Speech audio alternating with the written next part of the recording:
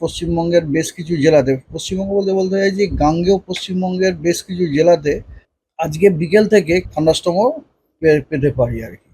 এবং তারপরে মানে আগামীকাল থেকে 27 তারিখ অনওয়ার্ডস আপনার হিটওয়েভের কোনো আহ, সম্ভাবনা নেই। তবে পশ্চিমবঙ্গের সব কটা জেলাতেই বিক্ষিপ্তভাবে থান্ডারস্টর্ম উইথ লাইটনিং এবং তার সাথে ঝোড়ো হাওয়া, কোথাও 40 থেকে 50 কিলোমিটার প্রতি ঘন্টায়, কোথাও 50 থেকে 60 কিলোমিটার প্রতি ঘন্টায় হওয়ার যথেষ্ট সম্ভাবনা আছে। এছাড়াও কিছু জেলাতে আপনার বিক্ষিপ্তভাবে হেলস্টর্ম হওয়ারও সম্ভাবনা আছে।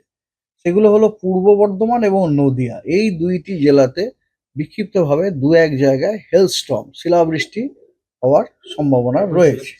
এবং তাছাড়া ভারী বর্ষণেরও বিক্ষিপ্তভাবে দু এক জায়গায় ভারী বর্ষণেরও সতর্কবার্তা দেওয়া হয়েছে কয়েকটি জেলাতে। সেগুলি অবশ্য উত্তরবঙ্গতে দার্জিলিং, জলপাইগুড়ি এবং আলিপুরদুয়ার।